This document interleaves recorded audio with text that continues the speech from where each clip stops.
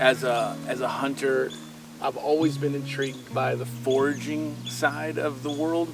I think most hunters are intrigued by the foraging thing. I don't know enough about it, to be honest with you, and if I could change or get better at something, that would be the thing. I'd like to be able to identify all the different plants, what's edible, what's not edible. Anyway, there's a few things that I know what it is, and I've heard they're edible, but I did a little fact checking today.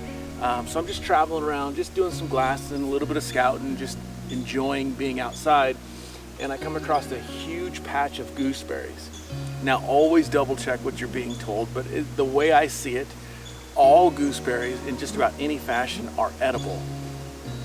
Here we have prickly gooseberries.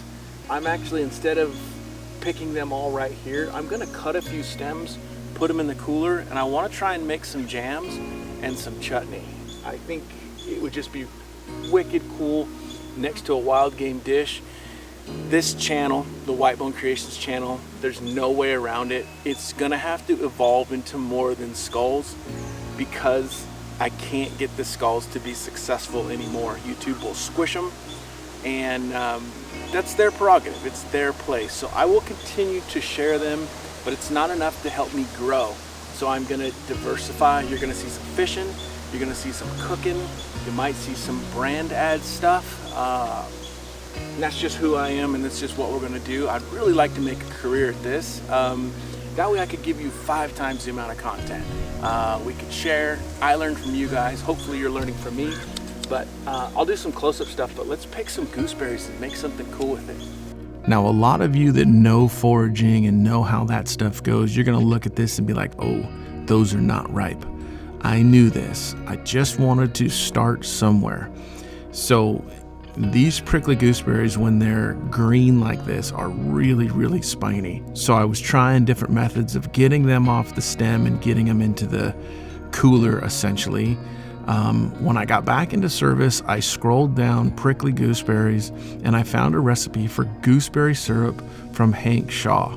Now, I've heard that name on every platform when it comes to wild game, foraging, cooking.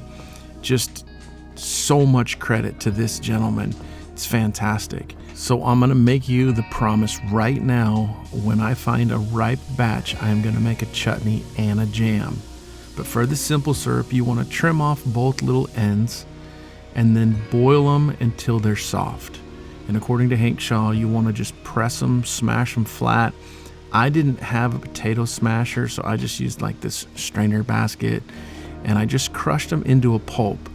He recommended not using an immersion blender because you don't want to grind up all those spikes into your product. Once they're boiled, you get them soft, they're really easy to squish up, and then you just strain off all that pulp and sediment and set it in the fridge.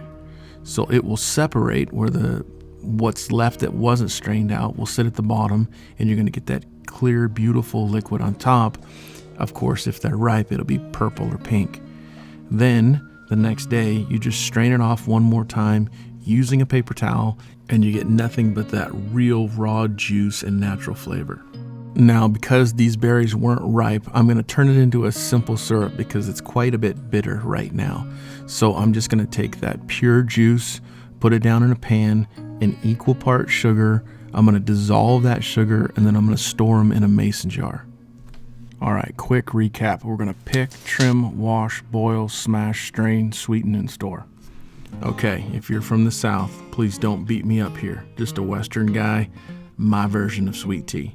So I'm gonna bring some water to a boil. I'm gonna add in my tea bags, and then I'm gonna put in both jars of my prickly gooseberry syrup. Sounds crazy.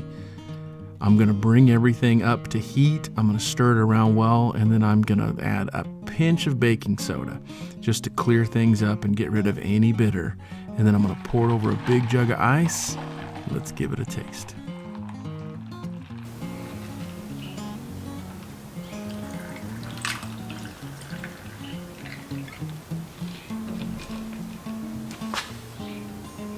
I was told that the baking soda makes it super clear.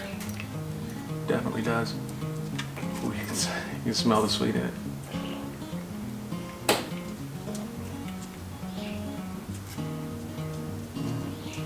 That's actually really, really good.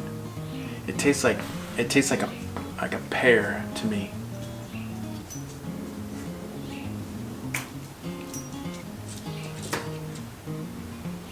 Beans. We're on to something, bud.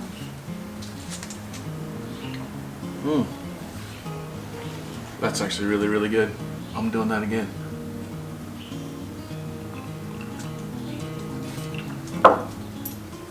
This was fun. Thanks for watching.